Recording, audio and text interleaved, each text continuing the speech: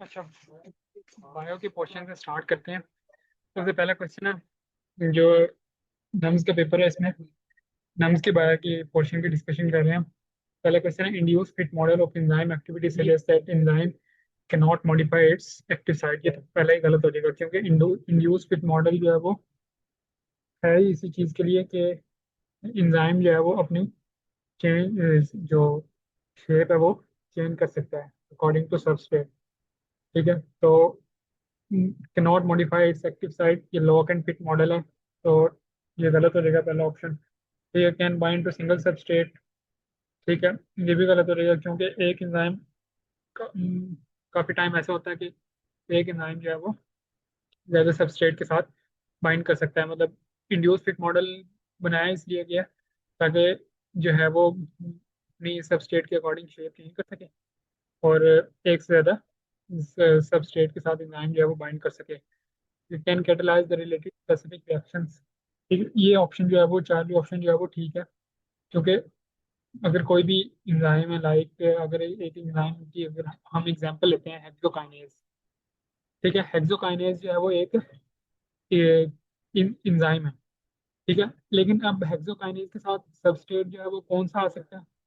ठीक है, उसके साथ ग्लूकोज भी आ सकता है, उसके साथ फ्रुक्टोज भी आ सकता है। ठीक है, मतलब जितने भी क्या कहते हैं 6 कार्बन वाली शुगर है ना, ठीक है, वो आ सकते हैं इसमें, कार्बोहाइड्रेट 6 कार्बन।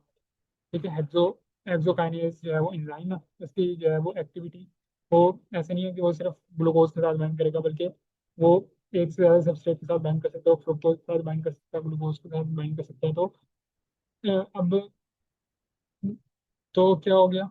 तो ये जो हेक्सोकाइनेज है वो एक से ज्यादा सबस्ट्रेट के साथ बाइंड कर रहा है, लेकिन वो क्या करेगा, लेकिन स्पेसिफिक रिएक्शन जो है उसी को कैटेलाइज करेगा। अब ऐसा नहीं है कि हेक्सोकाइनेज जो है वो प्रोटीन के साथ, अमीनो एसिड के साथ, इनके साथ बाइंड कर रहा है, ठीक है, और उनके रिएक्शन कैटेलाइज कर रहा है। वो कार्बोहाइड्रेट से रिलेटेड ही जो है वो हेक्सोकाइनेज जो है वो शुगर से रिलेटेड ही रिएक्शन को कैटेलाइज करेगा, मतलब ग्लूकोज या फ्रुक्टोज के रिएक्शन को कैटेलाइज करेगा। तो बेस्ट ऑप्शन जो है वो चार्ली है। अगला जो है वो क्या है, select the one which is used by the hexokinase as an activator। Hexokinase में एक्टिवेटर के तौर पर काम कौन करता है? वो मैग्नीशियम आयन होता है, मैग्नीशियम +2 आयन। एक्टिवेटर बेसिकली होता क्या है कि जो नॉन प्रोटीन पार्ट होता है, ठीक है, एंजाइम का, किसी भी एंजाइम का, ठीक है, जिसके बगैर एंजाइम जो है वो अपनी एक्टिविटी परफॉर्म नहीं कर सकता, ठीक है, वो जो है वो एक्टिवेटर हो जाएगा। मतलब अगर वो नॉन प्रोटीन पार्ट जो है वो कोई भी आयन है, ठीक है, तो उसे एक्टिवेटर कह देंगे। अगर वो क्या कहते हैं ऑर्गेनिक पार्ट है और लूजली अटैच है, ठीक है, तो उसे कोफैक्टर कह देंगे। ठीक है, और कोफैक्टर मोस्टली कोएंजाइम होते हैं। ठीक है, इसी तरह मतलब अगर वो स्ट्रॉन्गली अटैच है एंजाइम के साथ, तो उसे प्रोस्थेटिक ग्रुप। तो इसका ऑप्शन जो है वो पहली ऑप्शन है, magnesium ion. The linkage between substrate molecule and active site is. अब जो क्या कहते हैं, लिंकेज जो है वो दो मॉलिक्यूल्स के दरमियान, ठीक है, सबस्ट्रेट और एक्टिव साइट और सबस्ट्रेट का एक टेम्परेरी सा लिंकेज होता है, जिसमें जो है वो एक्टिव साइट सबस्ट्रेट पे एक्ट करती है और उसको प्रोडक्ट में कन्वर्ट कर देती है। तो इसका लिंकेज जो है वो स्ट्रॉन्ग नहीं होना चाहिए, बल्कि वीक ही होना चाहिए, ताकि एक फेज के बाद जब प्रोडक्ट बन जाए तो वो उसको सेपरेट कर दे। तो इसके अंदर जो है वो वीक फोर्सेस को हम प्रेफर करेंगे। तो हाइड्रोजन बॉन्डिंग जो है वो इसका बेस्ट ऑप्शन है। अगला है, activated pepsin in which polypeptide fragment is removed is an example of. अच्छा, एक्टिव उसने पहले ऊपर खुद ही लिख दिया कि वो एंजाइम कौन सा है, एक्टिवेटेड है। ठीक है, एक्टिवेटेड पेप्सिनोजन जो है वो बेसिकली क्या कहते हैं, इनएक्टिवेटेड एंजाइम है, ठीक है, जो स्टमक वॉल से प्रोड्यूस होता है, और उसको क्या कहते हैं उसमें कन्वर्ट कर दिया जाता है। जैसे ही वो स्टमक के ल्यूमेन में आता है, तो उसे पेप्सिन में कन्वर्ट कर दिया जाता है। पेप्सिन में कन्वर्ट कैसे करते हैं? मतलब जैसे ही पेप्सिनोजन निकलता है स्टमक वॉल से, ठीक है, तो स्टमक ल्यूमेन में आता है। ठीक है, पेप्सिनोजन जो है वो पेप्सिन में कैसे कन्वर्ट होता है? HCl जो है, HCl का एसिडिक एनवायरनमेंट, HCl जो है उसको इसमें कन्वर्ट कर देता है, एक्टिवेटेड एंजाइम में पेप्सिन में कन्वर्ट कर देता है। ठीक है, तो क्या कहते हैं, पेप्सिन जो है वो फिर एक्ट करता है। ठीक है, तो वो पूछा कि एक्टिवेटेड जो है पेप्सिन वो किसकी एग्जांपल है? वो बेसिकली एपो एंजाइम की एग्जांपल है। ठीक है, एपो एंजाइम बेसिकली वो एंजाइम्स होते हैं, ठीक है, जो क्या कहते हैं एक्टिवेटेड एंजाइम होते हैं, और इसके कंपैरिजन में हॉलो एंजाइम्स होते हैं जो कि इनएक्टिवेटेड एंजाइम्स होते हैं। हॉलो एंजाइम्स जो हैं उनको क्या चाहिए, कोई ना कोई नॉन प्रोटीन पार्ट चाहिए होता है, लाइक कोफैक्टर चाहिए होता है। जैसे इसके अंदर हमने अभी ऊपर एग्जांपल पढ़ी है हेक्सोकाइनेज को मैग्नीशियम आयन चाहिए। ठीक है, तो हेक्सोकाइनेज विदाउट मैग्नीशियम आयन क्या होगा, एक हॉलो एंजाइम होगा, लेकिन जैसे उसके साथ मैग्नीशियम आयन लग जाएगा एज अ एक्टिवेटर, तो क्या बन जाएगा, एक एपो एंजाइम बन जाएगा, एक एक्टिवेटेड एंजाइम बन जाएगा, ताकि वो ग्लूकोज या फ्रुक्टोज पे एक्ट कर सके। इसी तरह पेप्सिनोजिन भी क्या है, एक इनएक्टिव एंजाइम है, उसका जो है पॉलीपेप्टाइड फ्रेगमेंट जो है उसको कट कर दिया जाता है, उससे जो है वो फिर आगे पेप्सिन बन जाता है। पेप्सिन जो है वो एक एक्टिवेटेड एंजाइम है, वो प्रोटीन पे एक्ट करता है। ठीक है, प्रोटीन को जो है वो स्मॉल पेप्टाइड्स में ब्रेक कर देता है। ठीक है, तो एक्टिवेटेड पेप्सिन जो है वो एक एपो एंजाइम है। Apo enzyme basically activated enzyme है, और हॉलो एंजाइम जो है वो बेसिकली इनएक्टिव एंजाइम है। उसको इनएक्टिव एंजाइम है, उसको एक्टिव करने के लिए कोई कोफैक्टर चाहिए होगा, एंजाइम चाहिए होगा, प्रोस्थेटिक ग्रुप चाहिए होगा, एक्टिवेटर चाहिए होगा, जो तीन चार चीजें चाहिए होती हैं। ठीक है, तो अगला क्वेश्चन है reversible inhibitors affect enzyme catalyse reaction by. अच्छा, अब रिवर्सिबल इनहिबिटर के नाम से पता चल रहा है कि रिवर्सिबल है, कि मतलब ये जो है वो इनहिबिटर्स है, इनका जो फंक्शन है वो रिवर्स किया जा सकता है। मतलब अगर उसने किसी एंजाइम की एक्टिविटी को रोक दिया, तो इस एक्टिविटी को हम दोबारा रिवर्स कर सकते हैं। मतलब क्या है, एंजाइम जो इनहिबिटर्स है उसको रिमूव कर सकते हैं, और जो है वो एंजाइम जो है वो अपना काम दोबारा स्टार्ट कर सकता है। अच्छा, अगर पहला देखें option forming the covalent bond with active side, ये भी गलत हो जाएगा, क्योंकि कोवलेंट बॉन्ड जो है वो स्ट्रॉन्ग बॉन्ड है। अगर स्ट्रॉन्ग बॉन्ड बनेगा तो वो रिवर्सिबल नहीं रहेगा। ठीक है, अगला क्या है, डिस्ट्रॉइंग द ग्लोबुलर स्ट्रक्चर। अगर ग्लोबुलर स्ट्रक्चर इंजाइम को डिस्ट्रॉय कर देगा इनहिबिटर, तो क्या कहते हैं, इंजाइम ही डिस्ट्रॉय हो जाएगा, और वो इरिवर्सिबल फेज में चला जाएगा। ठीक है, वो दोबारा जो है वो इंजाइम एक्ट नहीं कर सकता, इंजाइम अपना फंक्शन परफॉर्म नहीं कर सकता। ग्लोबुलर स्ट्रक्चर डिस्ट्रॉय करना ये भी इरिवर्सिबल का काम है, रिवर्सिबल का काम नहीं है। ठीक है, आगे क्या है जी, फॉर्मिंग द वीक लिंकेज। ठीक है, ये वाला ठीक है, क्यों कि रिवर्सिबल इनहिबिटर्स है, इसने थोड़ी देर के लिए टेम्परेरीली इसने किसी भी इंजाइम को अफेक्ट करना है। ठीक है, वीक लिंकेज बनाना है इंजाइम के साथ।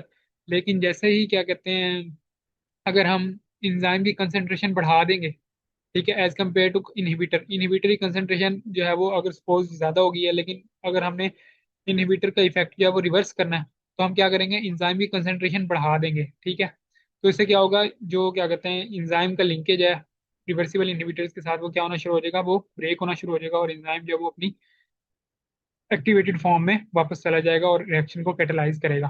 ठीक है, तो इसका जो है वो चार्ली ऑप्शन बेस्ट है। डेल्टा ऑप्शन वैसे ही इसका ऑपोजिट है, मतलब एक्टिव कैटेलाइट्स कैटेलाइटिक साइट्स को एक्टिवेट करता नहीं है, बल्कि ये तो कोफैक्टर का काम है। ठीक है, ये मतलब सबस्ट्रेट का काम है। ठीक है, उसके ऊपर जब क्या कहते हैं वो आके लगता है, सबस्ट्रेट लगता है, तो ये साइट्स क्या हो जाती हैं, एक्टिवेट हो जाती हैं। तो ये डेल्टा ऑप्शन वैसे ही गलत है। अगले क्वेश्चन देखते हैं, what is the required medium for the maximum activity of the given enzyme. अच्छा, आप लोगों को ये पहले पता है कि मतलब कोई भी एंजाइम है उसके लिए ऑप्टिमम टेम्परेचर चाहिए होता है, ऑप्टिमम पीएच चाहिए होती है, मतलब किस अपना फंक्शन परफॉर्म करने के लिए। जो टेम्परेचर है उसकी रेंज क्या होती है, ब्रॉडर होती है, और पीएच है उसकी रेंज नैरोर होती है। मतलब क्या है कि टेम्परेचर, ज़्यादा टेम्परेचर मतलब ज़्यादा टेम्परेचर का एरिया होगा, रेंज ज़्यादा होगी, मतलब उस रेंज में एक्ट कर सकता है कोई भी इंजाइम। लेकिन पीएच की रेंज जो है वो लो होती है, बहुत नैरो होती है। इसका क्या मतलब ऐसे है कि अगर कोई इंजाइम अगर एसिडिक पीएच में काम कर रहा है, सपोज अगर वो 5 से 6 पीएच में काम कर रहा है, ठीक है, अगर जैसे उसकी पीएच जो है वो 7 या 7 से ज़्यादा करेंगे ना, तो वो इनएक्टिव हो जाएगा, वो इंजाइम जो है वो अपना फंक्शन ही नहीं परफॉर्म कर पाएगा। ठीक है, उसकी एक्टिव साइड्स जो है वो डिस्ट्रॉय होना शुरू हो जाएंगे, उसकी आयोनाइजेशन स्टार्ट हो जाएगी। इसी तरह अब इसके अंदर देखते हैं लाइपेज जो है वो इंटेस्टाइन का एग्जाइम इंजाइम है। तो इंटेस्टाइन में आप लोगों ने ये याद रखना, इंटेस्टाइन में बेसिक मीडियम होता है। ठीक है, लाइपेज इंटेस्टाइन का इंजाइम है, और इसके अंदर इंटेस्टाइन में मीडियम जो है वो भी बेसिक होता है। तो लाइपेज बेसिक मीडियम में एक्ट करेगा। इसी तरह जो पेप्सिन है वो स्टमक का एंजाइम है, और स्टमक का एनवायरनमेंट क्या होता है, एसिडिक होता है, तो पेप्सिन जो है वो एसिडिक एनवायरनमेंट में एक्ट करेगा। तो इसका बेस्ट ऑप्शन चार्ली ऑप्शन है कि लाइपेज बेसिक एनवायरनमेंट में एक्ट करेगा, और पेप्सिन जो है वो एसिडिक एनवायरनमेंट में एक्ट करेगा। अगला है जी, what distinguishes the concept of special creation from the concept of evolution. Concept of special creation क्या है, वो ये है कि मतलब क्या कहते हैं, कोई एवोल्यूशन नहीं हुई, मतलब कोई प्रोग्रेसिव चेंजेस नहीं आई फ्रॉम एंसेस्टर्स, ठीक है, टू प्रेडिसेसर्स। इसके अंदर मतलब ये है कि जैसे अल्लाह ताला ने जो है, खुदा ने जो है वो पेयर्स ऐसी ज़मीन पे भेजे हैं। ठीक है, जो आज हम देख रहे हैं, मतलब इंसान जो है वो ऐसा नहीं है कि मतलब उसका जो है वो लीनिएज जो है वो मंकीज से जाके मिल रहा हो, बल्कि इंसान जो है वो इंसानों की हालत में ही पैदा हुए हैं। ठीक है, स्पेशल क्रिएशन ये है। कॉन्सेप्ट ऑफ एवोल्यूशन क्या है? कॉन्सेप्ट ऑफ एवोल्यूशन ये बताता है, मतलब जो है वो इसके अंदर प्रोग्रेसिव चेंजेस आ रही हैं। ठीक है, मतलब सिंपल क्या कहते हैं, पहले जो है वो ये ऑर्गेनिजम्स क्या थे, सिंपल थे, फिर उससे क्या होते रहे, कॉम्प्लेक्स जो है ऑर्गेनिजम्स बनते रहे। ठीक है, एवोल्यूशन ये बताती है। तो स्पेशल क्रिएशन को क्या चीज जो है वो डिस्टिंग्विश करती है? Life is not product of sudden creative act, बल्कि ये क्या हो जाएगा, पहला गलत हो जाएगा। क्यों? कि सडन क्रिएटिव एक्ट जो है वो क्या बताता है, वो स्पेशल क्रिएशन के कॉन्सेप्ट को क्लैरिफाई करता है। ठीक है, तो वो कह रहा है life is not product of sudden creative act. ठीक है, स्पेशल क्रिएशन बताता यही है कि लाइफ जो है वो प्रोडक्ट है सडन क्रिएटिव एक्ट का। Unicellular prokaryotes might be the life ancestors, ये भी गलत हो जाएगा। क्यों? कि इसके अंदर ये unicellular prokaryotes might be the life ancestors, ancestors जो है ये बेसिकली क्या शो कर रहा है कि इसके अंदर एवोल्यूशन का प्रोसेस हो रहा है, तो ये भी आंसर जो है वो गलत हो जाएगा। इसी तरह अगला जो है the rely on inspiration meditation for the life origin, Charlie option जो है वो ठीक है। क्यों? जो स्पेशल क्रिएशन है वो क्या थ्योरी है, वो किस बारे में थ्योरी है? वो बताती है, मतलब जो है उसका फोकस जो है वो मेडिटेशन, इंस्पायरेशन, ठीक है। और इस तरह जो क्या कहते हैं, जो लाइफ की जो नेचर है वो क्या है, सडन क्रिएटिव एक्ट है। ठीक है, और इसके बाद बिलीफ पर रिलाय करते हैं, मतलब ये स्पेशल क्रिएशन। ठीक है, तो divine powers, super natural powers, ठीक है, ये इन चीज़ों का प्रोडक्ट है लाइफ। ठीक है, और यही चीज़ें जो है वो स्पेशल क्रिएशन का कॉन्सेप्ट है। और एवोल्यूशन का कॉन्सेप्ट क्या है? प्रोग्रेसिव चेंजेस जो है वो लाइफ में आना स्टार्ट हुई है, मतलब सिंपल से कॉम्प्लेक्स की तरफ लाइफ गई है। Life results from the innumerable changes, तो ये भी क्या है, एवोल्यूशन के कॉन्सेप्ट को एक्सप्लेन करता है। तो इसके अंदर ऑप्शन जो है वो चार्ली ऑप्शन होगा। है क्या, विच of the following idea is the part of Lamarckism?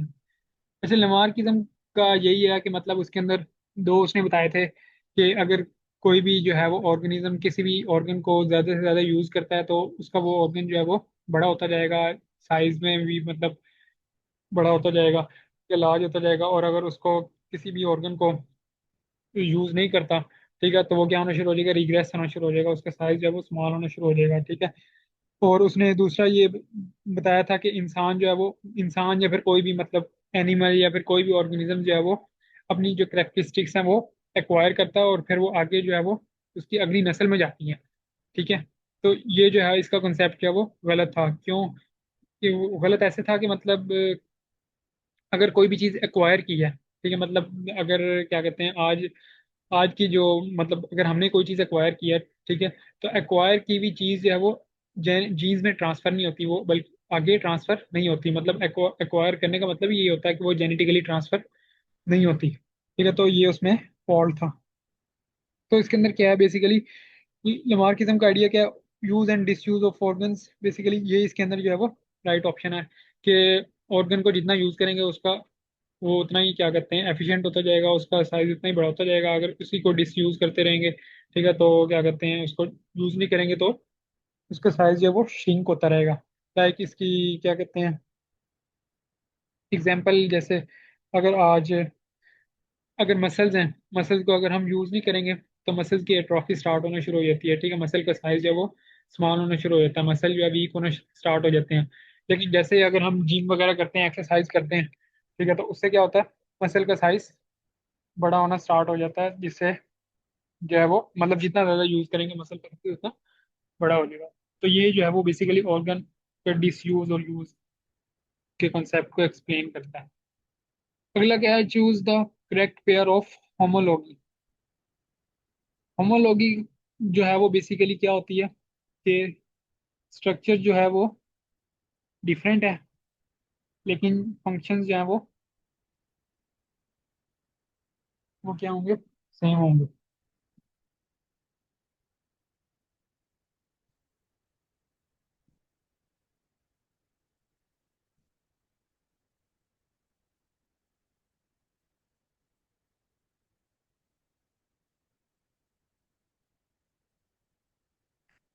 इसमें क्या कहते हैं, होमोलॉगी क्या बताता है कि मतलब जो है वो स्ट्रक्चर सेम होंगे और फंक्शंस जो है वो उनके डिफरेंट होंगे। ठीक है, मतलब जैसे किसी भी लिम्ब की एग्जांपल ले लें, ठीक है। लिम्ब जो है वो क्या होगा, स्ट्रक्चर जो है वो सिमिलरिटी होगी मतलब स्ट्रक्चर में, लेकिन जो है वो उसका फंक्शन जो है वो हर एक का डिफरेंट होगा। जैसे इसमें जो है इसमें बताया गया four limbs of birds and limbs of whales. ठीक है, तो इसमें बीटा ऑप्शन जो है वो ठीक है।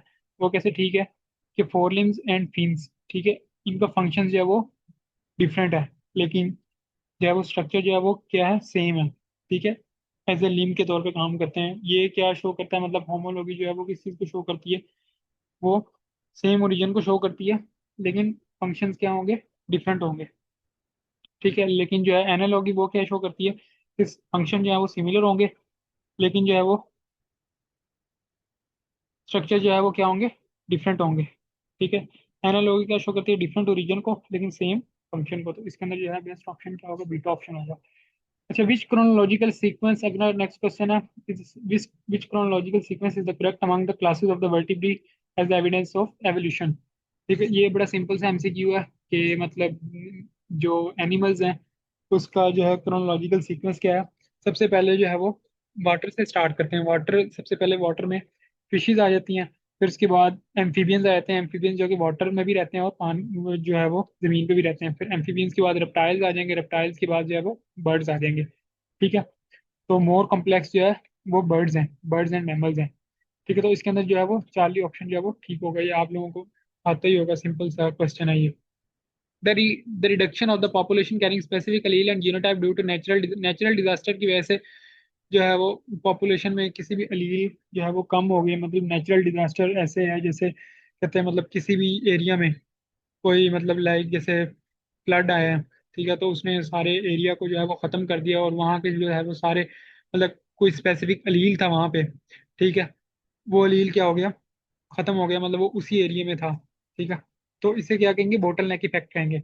इसी तरह मतलब क्या कहते हैं, लाइक जैसे वॉर्स वगैरह होती हैं उसके अंदर अगर जो है वो बहुत ज्यादा लोग जो है वो मारे जाते हैं, इस तरह उसमें अलील जो है वो खत्म हो जाते हैं। तो इस फिनोमिना को क्या कहते हैं, बोटल नेक इफेक्ट। तो इसका जो है बीटा ऑप्शन करेक्ट है। Which of the following increases the variation with in the genetic pool. ठीक है, जेनेटिक पूल में जो है वो वेरिएशन कौन इंक्रीज करता है, इसका क्या कहते हैं ऑप्शन जो है वो सिंपल ऑप्शन है, जेनेटिक म्यूटेशन। मतलब जीन जो है वो, जीन में म्यूटेशन आती हैं जिसकी वजह से जो है वो क्या क्रिएशन होता है, वेरिएशंस आती हैं जेनेटिक पूल्स में। ठीक है,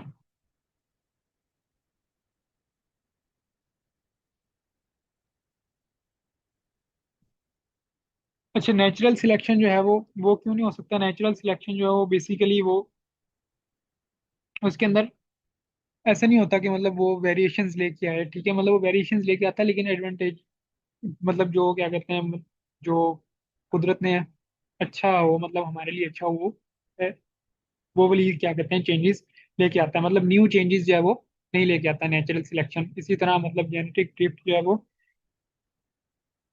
वो भी नहीं है इसका ऑप्शन। इसका जो बेस्ट ऑप्शन है वो क्या है, जीन म्यूटेशन है। अगला क्या है, identify the location of mitral valve in the human heart. Mitral valve जो है वो बाइकस्पिड वेल्व है। ठीक है, बाइकस्पिड वेल्व जो है वो किस में होता है, वो लेफ्ट साइड, हार्ट की जो लेफ्ट साइड है उसमें होता है। और वो किस किस के दरमियान होता है, वो लेफ्ट एट्रियम और लेफ्ट वेंट्रिकल के दरमियान होता है। तो इसके अंदर जो बेस्ट ऑप्शन होगा वो डेल्टा ऑप्शन होगा। ठीक है, अयोटा और लेफ्ट वेंट्रिकल के दरमियान जो है वो एयोटिक वेल्व होता है। ठीक है, उससे सेमील्यूनर वेल्व होता है। इस तरह राइट एट्रियम और राइट वेंट्रिकल के दरमियान ट्राइकस्पिड वेल्व होता है। ठीक है, तो ये भी गलत हो जाएगा। इस तरह राइट वेंट्रिकल और पल्मोनरी ट्रंक के दरमियान जो वेल्व होता है वो भी पल्मोनरी वेल्व होता है, वो सेमील्यूनर वेल्व होता है। जो माइट्रल वेल्व है वो क्या है, वो बाइकस्पिड है। बाइकस्पिड जो है वो हार्ट की लेफ्ट साइड पे होता है। अगला नेक्स्ट क्वेश्चन है, which of the following components are present both in blood and lymph. जो लिम्फ है, लिम्फ बेसिकली लिम्फ की जो कंपोजिशन है वो क्या है, प्लाज्मा वाली होती है। मतलब प्लाज्मा में जो स्ट्रक्चर जो है वो जो होगी, प्लाज्मा की जो कंपोजिशन होगी वही ब्लड में होगी। ब्लड प्लाज्मा की कंपोजिशन होगी, वही लिम्फ की कंपोजिशन होगी। तो प्लाज्मा में क्या होता है, वाटर होता है, गैसेज होती हैं। ठीक है, उसके बाद इसके अंदर कार्बोहाइड्रेट्स होते हैं, अमाइनो एसिड्स होते हैं। ठीक है, तो इसके अंदर क्या आ जाएगा, बेस्ट ऑप्शन डेल्टा ऑप्शन जो है वो इसका बेस्ट होगा। आरबीसीज हो नहीं सकते, आरबीसीज जो है वो,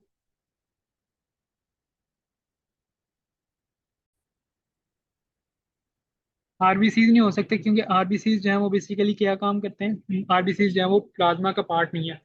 ठीक है।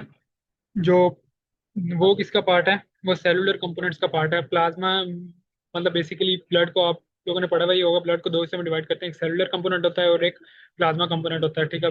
प्लाज्मा में वाटर आ जाता है, ठीक है, और उसके अंदर क्या आ जाती हैं, प्रोटीन्स आ जाती हैं, ठीक है। और इसके अंदर क्या आ जाता है, उसके अंदर यही कार्बोहाइड्रेट्स, अमाइनो एसिड्स, ये चीज़ें आ जाती हैं। तो लार्ज प्रोटीन्स भी नहीं होगा, कार्बो आरबीसीज वाला भी नहीं होगा, ठीक है। तो इसके अंदर बेस्ट ऑप्शन जो है वो डेल्टा ऑप्शन है। Blood flow in the vessels least depends on, ठीक है, क्रॉस सेक्शनल एरिया पे जो है वो मोस्टली डिपेंड करती है। मतलब क्रॉस सेक्शनल एरिया अगर जो है वो ज्यादा है तो ब्लड फ्लो क्या होगा, ज्यादा होगा। अगर क्रॉस सेक्शनल एरिया ही कम कर दिया तो फ्लो भी क्या हो जाएगा, कम हो जाएगा। ठीक है। मसल कॉन्ट्रैक्शन अगर ज्यादा है, ठीक है, तो फ्लो क्या होगा, ब्लड फ्लो ज्यादा होगा, क्योंकि मसल जितना ज्यादा कॉन्ट्रैक्ट करेगा उससे ज्यादा एनर्जी चाहिए होगी, उससे ज्यादा ग्लूकोज चाहिए होगा। तो फ्लो क्या हो जाएगा, इंक्रीज हो जाएगा। इसी तरह ब्लड प्रेशर के चेंज होने से ब्लड फ्लो भी चेंज होता है। ठीक है। हार्ट बीट के चेंज होने से भी क्या है वो, ब्लड फ्लो जो है वो चेंज होता है।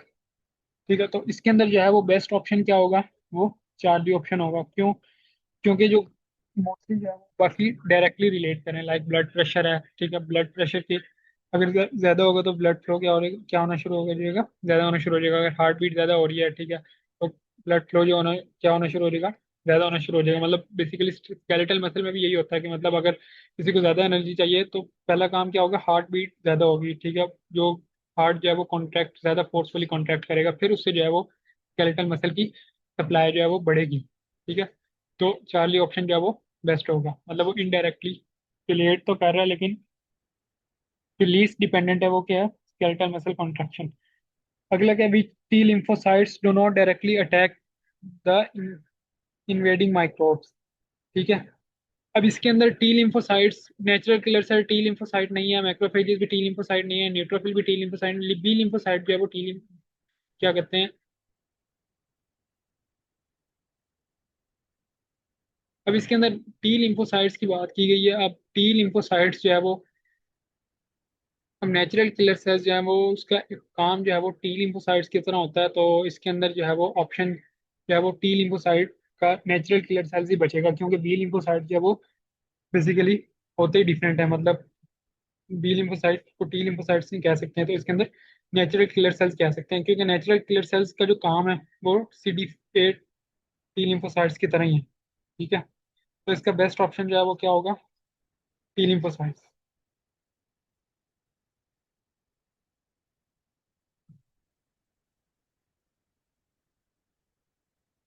ठीक है। लेकिन वैसे अगर देखा जाए तो टी लिम्फोसाइट्स जो है वो उसका पार्ट जो है वो नेचुरल किलर सेल्स नहीं है। मतलब नेचुरल किलर सेल्स जो है वो उसका स्पेसिफिक इम्यूनिटी का पार्ट नहीं है, मतलब अडेप्टिव इम्यूनिटी का पार्ट नहीं है। नेचुरल किलर सेल्स जो है वो टी लिम्फोसाइट्स उसको हम नहीं कहते। नेचुरल किलर सेल्स अलग है वहाँ बेसिकली उसका जो है फंक्शन जो है वो काम करने का तरीका जो है वो नेचुरल किलर सेल्स का वो CD8 पॉजिटिव टी लिम्फोसाइट्स की तरह है, लेकिन उन्हें टी लिम्फोसाइट्स नहीं कह सकते हैं। लेकिन अब इसके अंदर ऑप्शन कोई नहीं है, तो इसका जो बेस्ट ऑप्शन होगा वो यही होगा। A woman cuts her finger while working in the kitchen, which chemical substance cause the inflammation around the wound? ठीक है। तो इन्फ्लेमेशन जो है वो मोस्टली कौन कॉज करता है, वो हिस्टामीन कॉज करता है। हिस्टामीन से ही क्या होता है, वेजोडाइलेशन होती है, जिसकी वजह से हमें जो है वो ब्लड वेजोडाइलेशन होगी। ठीक है। मतलब क्या, ब्लड वेसल्स क्या होगी, डायलेट कर गई हैं। डायलेट करने से ब्लड वेसल्स क्या होगा, उससे ब्लड फ्लो वहाँ पे इंक्रीज हो जाएगा जहाँ पे इन्फ्लेमेशन हुई है। ठीक है। जहाँ पे मतलब कट लगा है, तो ब्लड फ्लो ज्यादा होने की वजह से वहाँ पे हमें एरिया क्या नजर आएगा, रेडिश रेडिश नजर आएगा। तो हिस्टामीन इसका जो है वो बीटा ऑप्शन बेस्ट ऑप्शन है।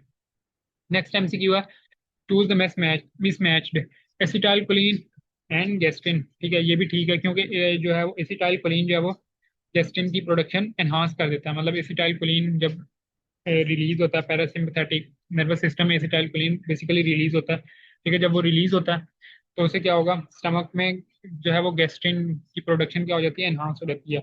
इसी तरह फैट ड्रॉपलेट्स इमल्सिफिकेशन, ठीक है, इमल्सिफिकेशन से, और एंटीरोकाइनेज जो है वो किसको एक्टिवेट करता है? लाइपेज को एक्टिवेट करता है। ठीक है। इमल्सिफिकेशन किसकी होती है? फैट ड्रॉपलेट्स की होती है। ठीक है। काइलोमाइक्रॉन्स, इसके अंदर क्या क्या होता है? Cholesterol and carbohydrates. ठीक है। तो इसका जो है वो बेस्ट ऑप्शन क्या होगा इमल्सिफिकेशन का? फैट ड्रॉपलेट्स वाला होगा, क्योंकि इमल्सिफिकेशन जैसे दूसरों में उसके एक का बताया गया कि मतलब एक मतलब एसिटाइल कोलिन है, उसका फंक्शन बताया गया कि वो गैस्ट्रिन से रिलेटेड है। एंटीरोकाइनेज का फंक्शन किससे रिलेटेड है? लाइपेज से रिलेटेड है। ठीक है। इसी तरह इमल्सिफिकेशन का जो प्रोसेस है वो किससे रिलेटेड है? फैट ड्रॉपलेट से रिलेटेड है। इसी तरह काइलोमाइक्रोन है, उसका जो है वो स्ट्रक्चर जो है वो किससे रिलेटेड है? कोलेस्ट्रॉल और कार्बोहाइड्रेट। तो इसके अंदर जो ऑप्शन जो है वो रॉन्ग कौन सा होगा? वो कौन सा होगा? काइलोमाइक्रोन वाला होगा, क्योंकि काइलोमाइक्रोन में बेसिकली क्या क्या होता है? कोलेस्ट्रॉल होता है। और इसके अंदर क्या होता है? इसके अंदर ट्राइग्लिसराइड्स होते हैं काइलोमाइक्रोन्स में। और इसके अंदर फॉस्फोलिपिड्स होते हैं। और इसके अंदर लिपोप्रोटीन्स होती हैं काइलोमाइक्रोन्स में। ठीक है। तो मिसमैच रिपेयर, सॉरी मैं पहले कंफ्यूज कर गया था इमल्सिफिकेशन वाले को। तो मिसमैच रिपेयर जो है वो इसका क्या होगा? डेल्टा ऑप्शन जो है वो सही होगा।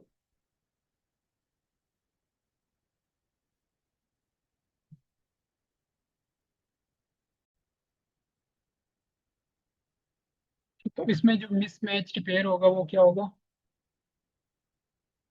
मतलब एसिटाइल कोलिन है, वो गैस्ट्रिन से रिलेटेड है। मतलब एसिटाइल कोलिन जो है वो गैस्ट्रिन की प्रोडक्शन एनहांस कर देता है। इमल्सिफिकेशन फैट ड्रॉपलेट से रिलेटेड है। काइलोमाइक्रोन्स में कोलेस्ट्रॉल होता है। ठीक है। और बेसिकली इसके अंदर क्या होता है? इसके अंदर वो होता है, काइलोमाइक्रोन्स में कोलेस्ट्रॉल होता है और फॉस्फोलिपिड्स होते हैं और लिपोप्रोटीन्स होती हैं। ठीक है। और ट्राइग्लिसराइड्स होता है। ठीक है। तो कार्बोहाइड्रेट बेसिकली इसके अंदर नहीं होता।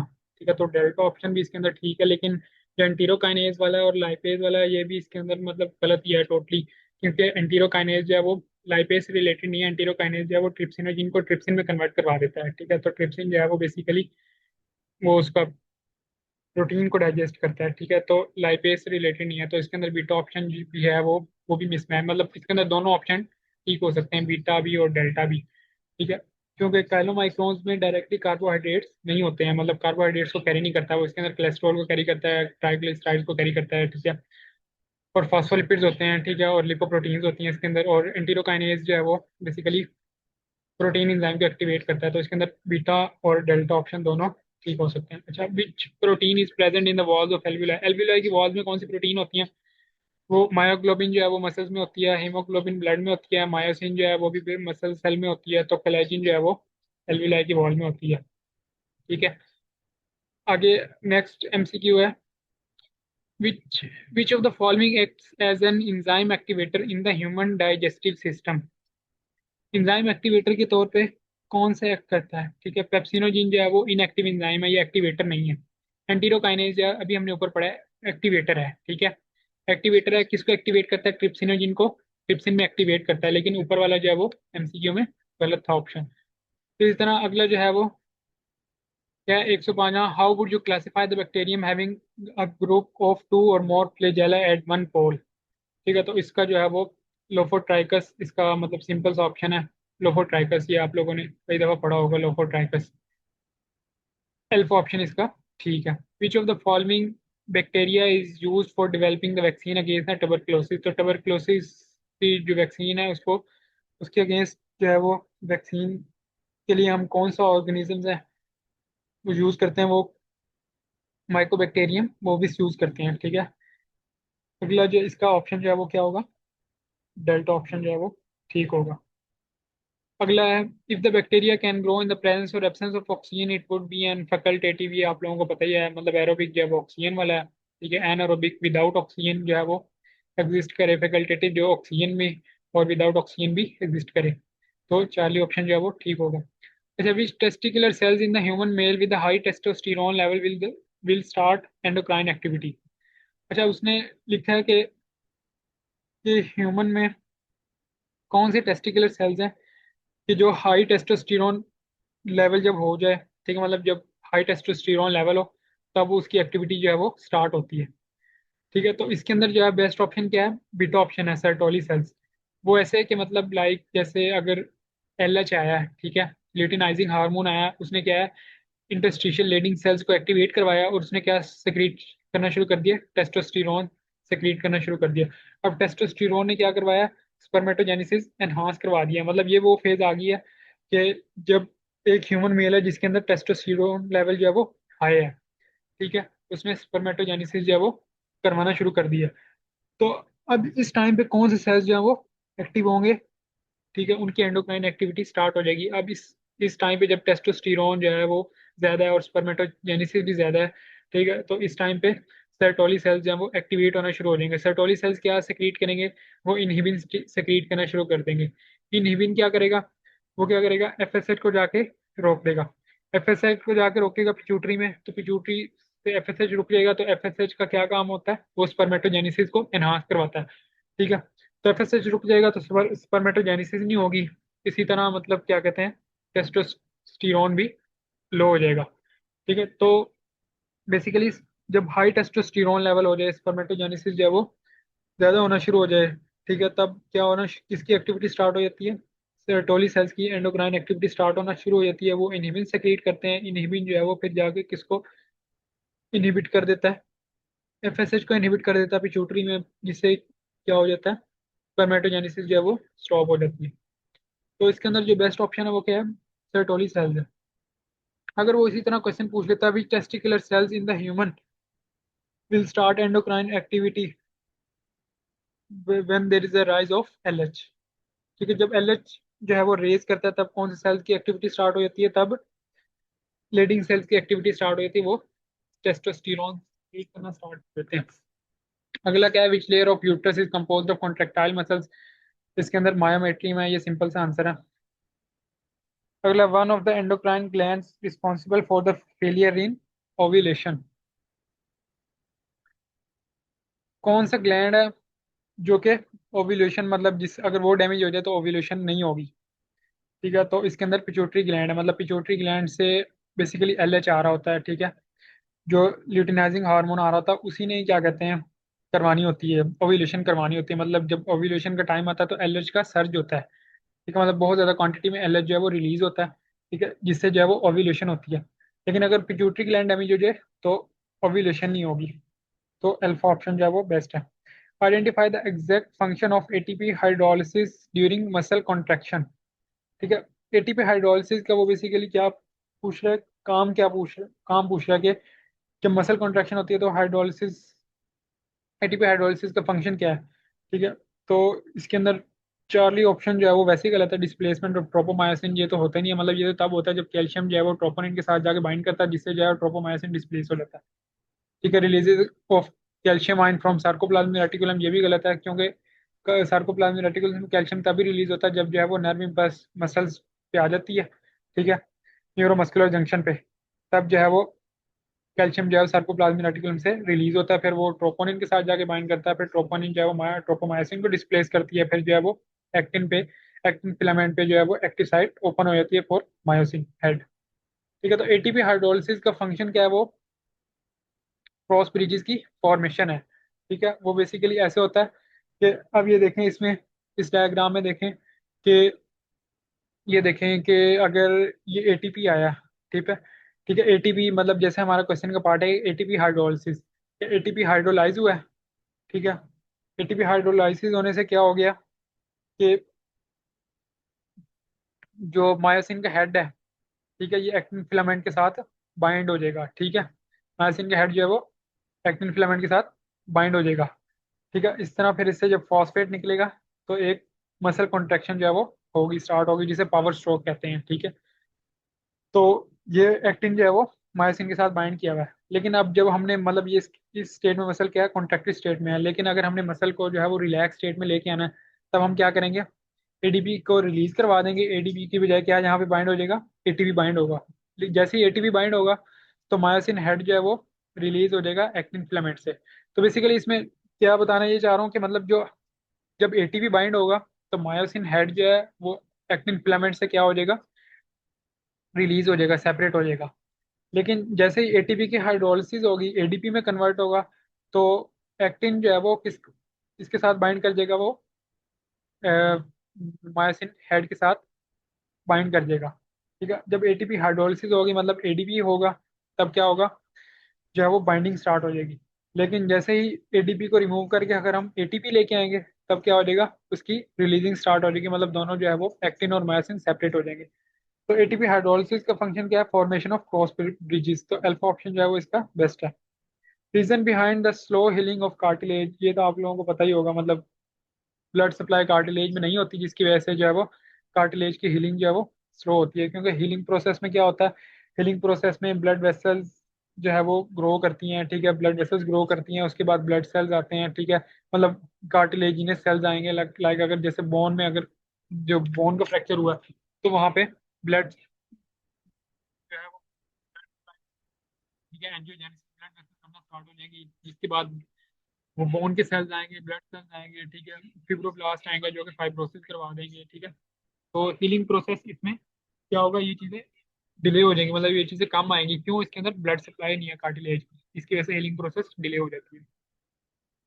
नेक्स्ट क्वेश्चन है, H zone of the sarcomere consist of only myosin filament, की आप लोगों को पता ही होगा, मतलब एच जोन के अंदर क्या होता है, मायोसिन। अगर किसी ने डायग्राम के थ्रू अगर इसे याद किया हुआ तभी वो इसे याद रख पाएगा, मतलब लाइक इसमें देखें, मसल जो है वो रिलैक्स स्टेट में है, इसके अंदर ए बैंड है, ठीक है, ए बैंड के दरमियान में क्या है, एच जोन है, ठीक है, एच जोन में बेसिकली क्या है, टोटली मायोसिन फिलामेंट है, लेकिन ए बैंड के अंदर क्या है, मायोसिन भी है, एक्टिन फिलामेंट भी है, ठीक है। लेकिन जो आई बैंड है उसके अंदर बेसिकली टोटली क्या है, आई फिलाम आई बैंड, आई बैंड में टोटली क्या है, एक्टिन फिलामेंट है, लेकिन जैसे ही मसल क्या करेगा, कॉन्ट्रैक्ट करेगा, ठीक है, तो एच जोन जो है वो कम हो जाएगा, ठीक है, डिसअपेयर हो जाएगा, एम लाइन जो है वो प्रोमिनेंट हो जाएगी, इसी तरह मतलब जो है वो इनकी क्या हो जाएगी, ओवरलैपिंग स्टार्ट हो जाएगी एक्टिन और मायोसिन फिलामेंट की, ठीक है। तो इसके अंदर बेसिकली जो एच जोन के, इसमें जैसे ये बताना चाह रहा हूँ, एच जोन में क्या होता है, जस्ट मायोसिन फिलामेंट, ठीक है। तो बेस्ट ऑप्शन क्या है इसका, delta option. Which cell is the most important to cause the bone resorption, bone resorption कौन करवाता है, ऑस्टियोक्लास्ट का, ऑस्टियोब्लास्ट जो है वो बोन फॉर्मिंग सेल्स हैं, बोन बनाते हैं, मतलब जब नई नई बोन बन रही है तो ऑस्टियोब्लास्ट आ जाते हैं, ठीक है। लेकिन ओस्टियोब्लास्ट जैसे ही वो बोन मतलब मेच्योर होना शुरू होती है, मतलब लाइक उसके अंदर मिनरलाइजेशन स्टार्ट हो जाती है, मतलब कैल्शियम की डेपोजिशन स्टार्ट, कैल्शियम फॉस्फेट की डेपोजिशन स्टार्ट होना शुरू हो जाती है, प्रोटीन डेपोजिशन स्टार्ट होना शुरू हो जाती है, तो वही ओस्टियोब्लास्ट किस में कन्वर्ट हो जाते हैं, वो ओस्टियोसाइट में कन्वर्ट हो जाते हैं, ठीक है। और जो ओस्टियोक्लास्ट है वो बेसिकली बोन डिजोल्विंग सेल्स हैं, ठीक है, बोन को डिजोल्व करते हैं, लाइक जैसे अगर बॉडी में ब्लड में कैल्शियम लेवल जो है वो लो हो गया, तब ओस्टियोक्लास्ट क्या हो जाएंगे, एक्टिव हो जाएंगे, ओस्टियो वो क्या करेंगे, बोन को डिजोल्व करना शुरू कर देंगे, बोन को डिजोल्व करना शुरू कर देंगे, वहां से कैल्शियम जो है वो रिलीज करवाएंगे और ब्लड में भेजेंगे, ताकि जो है ब्लड में कैल्शियम का लेवल मेंटेन रहे। तो बेसिकली ओस्टियोक्लास्ट जो है वो बोन डिसऑप्शन करवाते हैं। अगला क्या है, activity of which organ will be compromised with the impaired function of smooth muscles, ठीक है, कौन से ऑर्गन की एक्टिविटी कंप्रोमाइज हो जाएगी, वो उसी ऑर्गन की कंप्रोमाइज होगी जिसमें स्मूथ मसल्स होते हैं। लाइक जैसे हार्ट है तो उसके अंदर स्मूथ मसल नहीं होते, हार्ट के अंदर अपने स्केलेटल कार्डियक मसल होते हैं, ठीक है। लंग्स के अंदर कुछ मतलब जो है वो मसल नहीं होते हैं, ठीक है, टंग्स, लंग के अंदर कार्टिलेज होता है, ठीक है, कार्टिलेजिनस स्ट्रक्चर्स होते हैं, ठीक है। और इसके बाद टंग है, टंग जो है वो बेसिकली स्केलेटल मसल है। इसी तरह आगे जो है वो स्टमक है, स्टमक के अंदर बेसिकली स्मूथ मसल्स होते हैं, मतलब लॉन्गिट्यूडनल मसल्स होते हैं, स्मूथ मसल की लेयर होती है, इस तरह सर्कुलर मसल्स होते हैं, उनकी लेयर होती है, ठीक है। अगर यही स्मूथ मसल्स ही काम करना बंद कर दें, तो इसके अंदर स्टमक के अंदर प्रॉब्लम आएगा। इसी तरह ब्लड वेसल्स हैं, उनके अंदर भी स्मूथ मसल्स होते हैं, आर्टरीज वगैरह, ठीक है। अगर अगर ब्लड वेसल्स वाला भी इसके अंदर ऑप्शन होता तो ब्लड वेसल्स वाला भी ऑप्शन ठीक होना था, क्योंकि ब्लड वेसल्स के अंदर भी स्मूथ मसल्स होते हैं। तो इसका बेस्ट ऑप्शन क्या है, स्टमक है। नेक्स्ट क्या है, the phenomena of gene linkage rejects the concept of law of independent assortment, ठीक है, डेल्टा ऑप्शन जो है वो ये आसान सा, मतलब डेल्टा ऑप्शन इसका राइट ऑप्शन होगा, वो इसलिए कि जीन लिंकेज बेसिकली क्या है, जीन लिंकेज ये है कि मतलब एक ही क्रोमोसोम पे जो है वो जीन पाए जाते हैं, ठीक है, वो एक दूसरे से लिंक कर रहे होते हैं, मतलब लिंक करने का मतलब ये है कि वो एक ही क्रोमोसोम पे अगर कोई जीन पाया जा रहा है, ठीक है, तो वो एक दूसरे के साथ लिंक कर रहा है, ठीक है, तो इसे हम क्या कहते हैं, जीन लिंकेज कहते हैं, ठीक है। तो अब लॉ ऑफ इंडिपेंडेंट असॉर्टमेंट क्या कहता है कि इंडिपेंडेंटली जो है वो जो एलील्स हैं, जीन्स हैं, वो जीन पेयर्स हैं वो सेपरेट होते हैं। लेकिन अगर कोई क्रोमोसोम पे अगर क्या कहते हैं जीन पाए जा रहे हैं, जीन लिंकेज है, ठीक है, तो वो तो सेपरेट हो ही नहीं सकते हैं। ठीक है, मतलब दो जीन जो है वो अगर एक ही क्रोमोसोम पे पाए जा रहे हैं तो वो तो सेपरेट नहीं हो सकते। मतलब ऐसे तो नहीं हो सकता क्रोमोसोम आधा ही बीच में से कट गया। ठीक है, तो ये नहीं हो सकता। तो ये लॉ ऑफ इंडिपेंडेंट असॉर्टमेंट जो है वो उसको गलत कर देता है, ये वाला जीन लिंकेज का फिनोमिना। तो बेस्ट ऑप्शन क्या होगा? Delta option. अगला क्या है? Which of the following is used to determine the linkage between two gene pairs. ठीक है, तो इसके अंदर जो है वो बेस्ट ऑप्शन क्या है? टेस्ट क्रॉस है। ठीक है, ये क्या कहते हैं, पीटीवी की बुक से ही है कि मतलब इसके अंदर जीन लिंकेज, जी टेस्ट क्रॉस ही जो है वो हम क्या करते हैं, टू जीन पेयर्स का लिंकेज जो है वो फाइंड करते हैं टेस्ट क्रॉस के थ्रू। ठीक है, इसी तरह मतलब उसके अंदर हम और भी बाकी चीजें देखते हैं।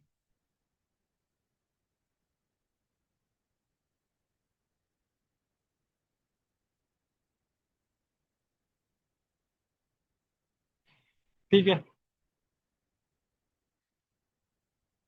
जैसे जो है इसके अंदर रिकॉम्बिनेशन फ्रीक्वेंसी वगैरह भी कैलकुलेट करते हैं। ठीक है, जब टेस्ट क्रॉस करते हैं तो इसका अल्फा ऑप्शन जो है वो बेस्ट है। The process by which unwanted structures are engulfed and digested within the lysosomes is termed as autophagy. ठीक है, तो इसके अंदर के बेस्ट ऑप्शन क्या होगा? ऑटोफेगी होगा, जिसके अंदर अपने स्ट्रक्चर्स जो है वो अनवांटेड स्ट्रक्चर्स को एंगल्फ कर लेता है लाइसोसोम।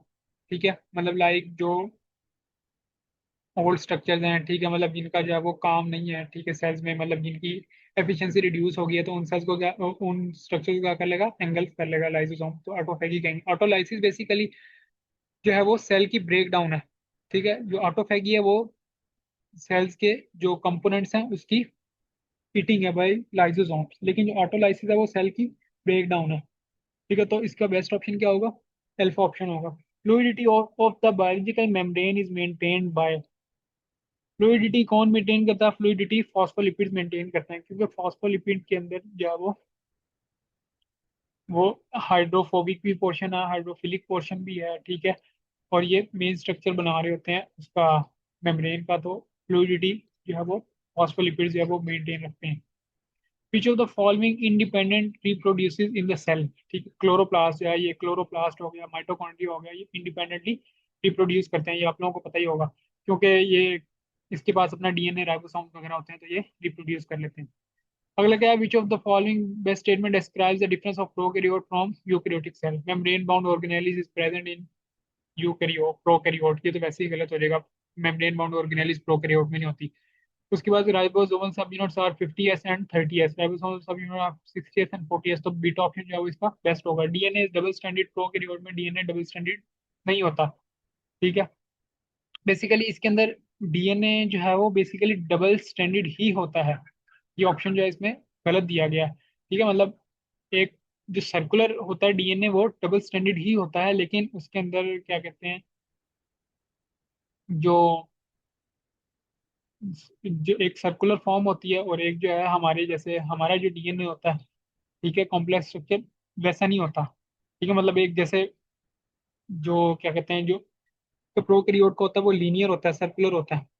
ठीक है, तो इस तरह हमारा नहीं होता। ठीक है, हमारा कॉम्प्लेक्स स्ट्रक्चर होता है। तो चार्ली ऑप्शन भी गलत है। ठीक है, तो इसका बेस्ट ऑप्शन क्या है? बीटा ऑप्शन है। Skeletal muscles are having. अच्छा, स्केलेटल मसल्स के अंदर एस सी आर क्या होंगे? ज्यादा होंगे, और आर ई आर क्या होंगे? कम होंगे। वो इसकी रीजन क्या है? क्योंकि एस सी आर ज्यादा इसलिए होते हैं क्योंकि स्केलेटल मसल्स ने कॉन्ट्रैक्शन करवानी होती है। ठीक है, और कॉन्ट्रैक्शन के लिए कैल्शियम चाहिए होता है, और कैल्शियम को किसने स्टोर किया होता है? एस सी आर ने स्टोर किया होता है। ठीक है, जैसे ही नर्व इम्पल्स आती है एट न्यूरोमस्कुलर जंक्शन, तो क्या होगा कि एस सी आर से कैल्शियम रिलीज होगा। ठीक है, कैल्शियम जो है वो ट्रोपोनिन के साथ बाइंड करेगा, फिर आगे जो है वो सारा कॉन्ट्रैक्शन का प्रोसेस स्टार्ट हो जाएगा। तो बेसिकली कैल्शियम को स्टोर करने के लिए इसके अंदर मसल्स के पास क्या होता है? स्केलेटल मसल्स के पास ज्यादा एस सी आर होते हैं। ठीक है, तो इसका बीटा ऑप्शन जो है वो बेस्ट ऑप्शन होगा। अगला नेक्स्ट क्या है जी? Which one is the correct direction of the action potential along the neuron. ठीक है, तो इसका एक्सॉन। ठीक है, एक्सॉन से फिर आगे पोस्ट साइनेप्टिक टर्मिनल में जाता है, ये जो है वो ऑप्शन ठीक है। अगला देखते हैं Schwann cells presynaptic. Schwann cells basically nerve impulse में डायरेक्ट रोल प्ले नहीं करते हैं। ठीक है, मतलब ये वो सेल्स हैं, ग्लायल सेल्स हैं। ठीक है, ये उसकी क्या कहते हैं, कोट के लिए सेल्स हैं। ठीक है, शिमॉन सेल्स जो हैं वो सपोर्टिव सेल्स हैं, ठीक है, न्यूरॉन सेल्स की तरह, मतलब डायरेक्ट नर्व इम्पल्स ट्रांसमिशन में इन्वॉल्व नहीं होता है, तो बीटा ऑप्शन जो है वो गलत हो जाएगा। डेंड्राइट से पोस्ट साइनेप्टिक की तरफ नहीं आता, बल्कि डेंड्राइट से जो है वो आगे सेल बॉडी की तरफ जाता है, सेल बॉडी से फिर एक्सॉन, एक्सॉन से फिर पोस्ट साइनेप्टिक की तरफ जाता है। ठीक है, सेल बॉडी से प्री साइनेप्टिक ये भी गलत हो जाएगा, क्योंकि जो है वो प्री साइनेप्टिक से सिग्नल डेंड्राइट में आता है, डेंड्राइट से फिर सेल बॉडी में आता है। तो बेस्ट ऑप्शन क्या है, एक्सॉन है, एक्सॉन से फिर आगे पोस्ट साइनेप्टिक की तरफ जाता है। ठीक है, तो अल्फा ऑप्शन इसका ठीक होगा। अगले 124 है, concentration of sodium and potassium ions during resting membrane potential is. ठीक है, ये इसका अल्फा ऑप्शन जो है वो ठीक है, ये आप लोगों ने पढ़ा हुआ ही होगा कि मतलब क्या है, पोटेशियम जो है वो 30 टाइम्स मोर होता है इनसाइड द न्यूरॉन और आउटसाइड द न्यूरॉन सोडियम जो है वो 10 टाइम्स मोर होता है रेस्टिंग मेम्ब्रेन पोटेंशियल पे।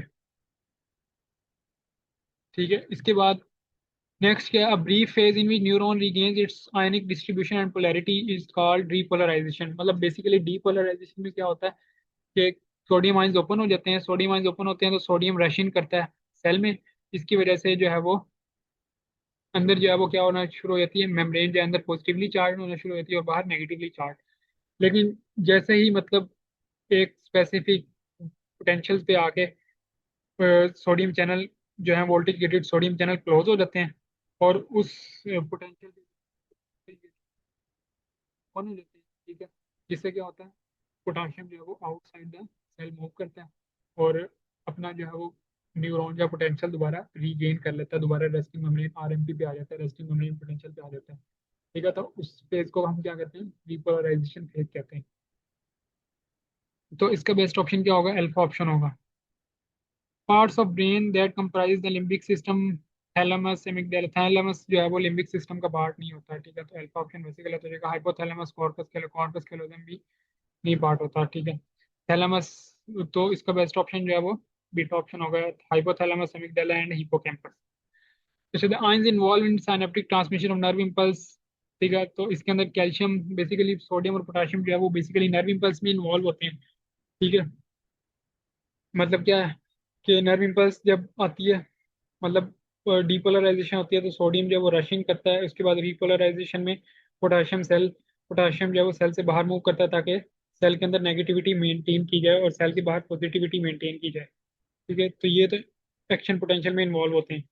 लेकिन साथ जो है वो कैल्शियम आयंस जो है वो साइनेप्टिक ट्रांसमिशन में इन्वॉल्व होते हैं। ठीक है, तो इसका बेस्ट ऑप्शन जो है वो क्या होगा, अल्फा ऑप्शन होगा कि सोडियम पोटेशियम और कैल्शियम। कैल्शियम भी जो है वो मतलब जब साइनेप्टिक टर्मिनल पे जो है वो नर्व इम्पल्स आती है, तब कैल्शियम चैनल जो है वो ओपन होते हैं। ठीक है, वो जो है वो कैल्शियम जो है सेल के अंदर जाता है और फिर उससे जो है वो एक्सोसाइटोसिस करवा देता है उसकी साइनेप्टिक वेसिकल्स की, जिससे जो है वो न्यूरो जो है वो पोस्ट साइनेप्टिक मेम्ब्रेन पे जाके लगता है। तो बेस्ट ऑप्शन जो है वो अल्फा होगा। Correct sequence of the four elements of the neural pathway in the simple reflex circuit। Correct sequence क्या है, पहले क्या होगा, इसके अंदर स्टिमुलस आएगा, स्टिमुलस के बाद सेंसरी न्यूरॉन आएंगे, सेंसरी न्यूरॉन्स के बाद जो है वो उसके अंदर ब्रेन जो स्पाइनल कॉर्ड तक जाएगा। ठीक है, वहां पे वो होंगे रिले न्यूरॉन्स होंगे, फिर उसके बाद मोटर न्यूरॉन्स के थ्रू जो है वो इफेक्टर तक जाएगा। तो इसका बेस्ट ऑप्शन जो है वो क्या होगा, ये वाला होगा, इसके अंदर बेस्ट ऑप्शन अल्फा होगा। ठीक है, सेंसरी न्यूरॉन से एसोसिएटिव, एसोसिएटिव से मोटर, मोटर से muscle. In human the memory storage for the behaviour and coordination is well developed in. ठीक है, इसके अंदर जो है बेस्ट ऑप्शन क्या होगा, सेरिबेलम है। ठीक है, सेरिबेलम बेसिकली जो है वो, अगर इसके अंदर हम कंफ्यूज हो सकते हैं, लाइक मेमोरी स्टोरेज जो है वो किसका काम है, हिपोकैम्पस का काम है। ठीक है, तो इसके अंदर अगर हम सेरिब्रम सेरिब्रम लगा देंगे, क्योंकि सेरिब्रम भी जो है वो उसमें मेमोरी में इन्वॉल्व होता है। ठीक है, लेकिन ये गलत हो जाएगा, क्यों, क्योंकि कोऑर्डिनेशन और मूवमेंट्स एंड कोऑर्डिनेशन ये किसका काम है, ये सेरिबेलम का काम है, मतलब बॉडी की जो मूवमेंट्स है उनको कोऑर्डिनेट करना। ठीक है, ये सेरिबेलम का काम है। तो 129 का डेल्टा ऑप्शन जो है वो बेस्ट होगा। Choose the correct pairing. ठीक है, इसके अंदर अब देखते हैं, पहला देख लेते हैं, प्रोटीन है। इंसुलिन क्या है, एक हार्मोन, प्रोटीन इन नेचर है। कहाँ से रिलीज होता है, पेनक्रियास से रिलीज होता है, ये पहला ऑप्शन ठीक है। स्टीरॉइड जो है वो कोर्टिसोन जो है वो स्टीरॉइड इन नेचर है, लेकिन ये कहाँ से रिलीज होता है, एड्रीनल कॉर्टेक्स से रिलीज होता है, ये थाइमस वाला गलत है। कैटिकोलामीन्स, एस्ट्रोजन, कैटिकोलामीन्स जो है वो अमाइनो एसिड इन नेचर है, amino acid derivatives in nature हैं, तो एस्ट्रोजन ये गलत हो जाएगा। ठीक है, अमाइनो एसिड डेरिवेटिव थायरोक्सिन, ये तो ठीक है, लेकिन ये पैराथायराइड से रिलीज नहीं होता, थायराइड से रिलीज होता है, तो इसके अंदर अल्फा ऑप्शन जो है वो बेस्ट है। Which phylum exhibits the first true coelom? True coelom basically वो होती है, वो मतलब बॉडी कैविटी बना देता है, जो मतलब टोटली कवर होती है, ठीक है, मेसोडर्म से, ठीक है, उसे ट्रू सिलोम कहते हैं। तो एनीलिडा जो है वो बेसिकली पहला फाइला है जो कि ट्रू सिलोम बनाता है। ठीक है, प्लेटीहेल्मिन्थीज इसकी जो है वो सिलोमिक कैविटी होती नहीं है। ठीक है, ए सिलोमिक है ये। अगला क्या है जी? तो इसका बेस्ट ऑप्शन क्या था? बीटा था। Which invertebrates has exceptionally large and complex brain with high developed capabilities to learn and remember? इसका जो है वो ऑप्शन ऑक्टोपस है। ठीक है, ये मेरे ख्याल उसकी उसके बॉक्स में से आया हुआ है, जो पीटीबी की बुक है ना, उसके अंदर बॉक्स बॉक्स बना हुआ है, उसमें से आया हुआ है ये। अच्छा, अगला क्या है जी? Arthropods constitute 54% of the kingdom Animalia, what is the reason of their success? ठीक है, इसकी जो है वो रीजन क्या है? Diversity and articulation of exoskeleton. Alpha option जो है वो इसका ठीक होगा। अगला क्या है? Which of the following virus is having double standard RNA in its core? ठीक है, स्मॉल पॉक्स जो है वो डीएनए वायरस है, इस तरह जो है वो माइल्ड रैश जो है वो सिंगल स्टैंडर्ड है, रूबेला भी सिंगल स्टैंडर्ड है, डायरिया वायरस इसके अंदर मतलब जो माइल्ड रैश और डायरिया वायरस, इसमें एक वायरस में, तो इसके अंदर कई वायरसेस आ जाते हैं। ठीक है, लेकिन जो डायरिया वायरस है इसके अंदर भी सिंगल स्टैंडर्ड आरएनए होता है, लेकिन जो है वो कुछ जो है वो डबल स्टैंडर्ड होते हैं, लाइक रोटा वायरस जो है वो डबल स्टैंडर्ड है। तो इसका ऑप्शन जो है वो क्या होगा? ये चार्ली ऑप्शन जो है वो ठीक होगा। अगला क्वेश्चन है, reverse transcript converts double standard RNA to single standard RNA. ठीक है, सिंगल मतलब रिवर्स ट्रांसक्रिप्ट उसने ट्रांसक्रिप्शन का उलट करना है, मतलब क्या है? आरएनए को डीएनए में कन्वर्ट करना है। ठीक है, तो double standard RNA to double standard RNA, पहला जो ऑप्शन गलत है। आरएनए टू आरएनए ये भी गलत है। आरएनए टू डीएनए, ठीक है, चार्ली ऑप्शन जो है वो इसका बेस्ट है। ठीक है, कि मतलब जो है वो सिंगल स्टैंडर्ड आरएनए को डबल स्टैंडर्ड आरएनए में कन्वर्ट करता है। नेक्स्ट क्वेश्चन है, which symptom disappear after few months in asymptomatic carrier of HIV? Loss of memory जो है वो ये अर्ली सिम्टम नहीं है, मतलब लाइक जैसे एचआईवी से जब सिम्टम्स आना शुरू हो जाएंगे, ठीक है, एड्स होना शुरू हो जाएगी, ठीक है, मल्टीपल डिजीजेस होना शुरू हो जाएंगी, ठीक है, तब ये लॉस ऑफ मेमोरी का मतलब लेट इफेक्ट है। ठीक है, अर्ली इफेक्ट नहीं है। ठीक है, वेट लॉस भी इसी तरह तब तब का इफेक्ट है। ठीक है, ना स्वोलन नोड्स जो हैं ये बेसिकली इसके अंदर आते हैं, मतलब थोड़ी देर के लिए अपेयर होते हैं, लेकिन फिर जो है वो डिसअपेयर हो जाते हैं, स्वोलन लिम्फ नोड्स। तो बीटा ऑप्शन जो है वो बेस्ट ऑप्शन है। Primary purpose of the photo system two in the thylakoid membrane is? इसका क्या है जी? इसका बेस्ट ऑप्शन क्या है? Oxidation of water. ठीक है, सिंथेसिस ऑफ एटीपी, तो एटीपी सिंथेसिस का काम है। ठीक है, reduction of NADP, positive NADPH, ये फोटो सिस्टम पीएस1 का काम है। ठीक है, तो इसका बेस्ट ऑप्शन क्या होगा? ऑक्सीडेशन ऑफ वाटर, जो है वाटर की ऑक्सीडेशन होती है, फिर उससे जो है वो हाइड्रोजन आयन और इलेक्ट्रॉन्स जो है वो रिलीज होते हैं। अगला क्या है? ग्लाइकोलाइसिस में ग्लूकोज को किस में कन्वर्ट कर दिया जाता है? पायरोविक एसिड में। ठीक है, अब इसके अंदर रिडक्शन नहीं होती, बल्कि बेसिकली क्या होती है? ऑक्सीडेशन होती है, मतलब रेस्पिरेशन बेसिकली प्रोसेस ही क्या है? ऑक्सीडेशन वाला प्रोसेस है। ठीक है, मतलब इसके अंदर लाइक जैसे हम एनएडीपी से एनएडीपीएच बनवा रहे हैं, ठीक है, मतलब जो ग्लूकोज है उससे हाइड्रोजन निकल रहा है। ठीक है, एनएडीपी से एनएडीपीएच बन रहा है। ठीक है, मतलब एनएडीपी की क्या हो रही है? रिडक्शन हो रही है, वो किस में कन्वर्ट हो रहा है? एनएडीपीएच में। लेकिन साथ ही किसकी हो रही है? ऑक्सीडेशन भी हो रही होती है। ठीक है, मतलब ग्लूकोज से जो आगे कंपाउंड जब वो क्या कहते हैं, इंटरमीडिएट प्रोडक्ट्स बन रही होते हैं, उनकी क्या हो रही होती है? ऑक्सीडेशन हो रही होती है, मतलब ऑक्सीडेशन रिडक्शन जो है वो साथ साथ चल रही होती है, रिडॉक्स रिएक्शन चल रहा होता है। तो basically oxidation to pyruvic acid, glycolysis में ग्लूकोज जो है वो पायरुविक एसिड में कन्वर्ट हो जाता है। अगला क्या? फाइनल एक्सेप्टर जो है रेस्पिरेटरी चेन में माइटोकॉन्ड्रिया में, वो क्या है? ऑक्सीजन है। ठीक है, मतलब एंड में जाके ऑक्सीजन ही इलेक्ट्रॉन लेता है। ठीक है, तो इसका डेल्टा ऑप्शन होगा। Water is present in all living system as universal solvent because of polar nature है। पोलर नेचर की वजह से मतलब इसके अंदर क्या होगा? जो है वो कुछ जो बिल्कुल आयनिक नेचर है वो वाले भी सॉल्व हो जाएंगे, पोलर नेचर वाले भी सॉल्व हो जाएंगे। ठीक है, मतलब और जो बस जो नहीं सॉल्व होंगे, ठीक है, वो कौन से होंगे? वो वो वाले होंगे जो मतलब हाइड्रोफोबिक है। ठीक है, लाइक लिपिड्स वगैरह।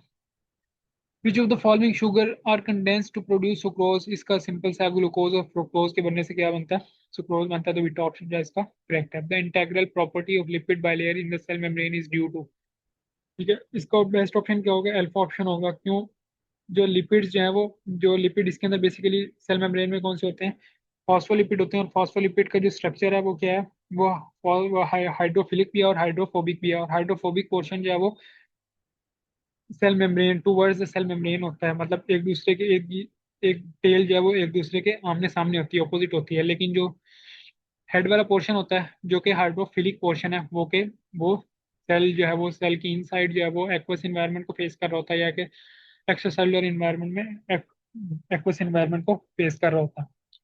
तो जो है वो लिपिड की जो मतलब टेल्स हैं जो कि हाइड्रोफोबिक कोर बना रही हैं, उसकी वजह से क्या होगा, उसकी इंटेग्रल प्रॉपर्टी जो है वो मेंटेन रहेगी। ठीक है, तो इससे जो है वाटर जो है वो कॉन्टेक्ट एरिया वाटर से कम हो जाएगा due to hydrophobic nature of the tail of phospholipid. तो इसका अल्फा ऑप्शन जो है वो राइट है। अगला क्या, one about 170 types of amino acid found in the are found to occur in the cell, how many are involve in making proteins, इसका 225 amino acid, इसका क्या बुक की लाइन है, ये 25 अमीनो एसिड जो है वो इसमें होते हैं प्रोटीन मेकिंग में। और मोस्टली प्रोटीन किससे बनी होती है, 20 अमीनो एसिड से। तो बेस्ट ऑप्शन क्या है, चार्ली है। और इसके अंदर जो है anti codon lobe of the transfer RNA the complements the messenger RNA, इसका जो है वो मिडल लोब जो है वो सही होगा। ठीक है, अगला नेक्स्ट क्वेश्चन जो है, the individual chemical property of the amino acid is determined by which of the following group. ठीक है, केमिकल प्रॉपर्टी जो है वो किस चीज से डिटरमाइन करता है, वो वेरिएबल ग्रुप से डिटरमाइन करता है। मतलब वेरिएबल ग्रुप जो है वो आर ग्रुप भी होता है, वो डिटरमाइन करता है। ठीक है, तो इसका जो है वो डेल्टा ऑप्शन जो है वो बेस्ट होगा।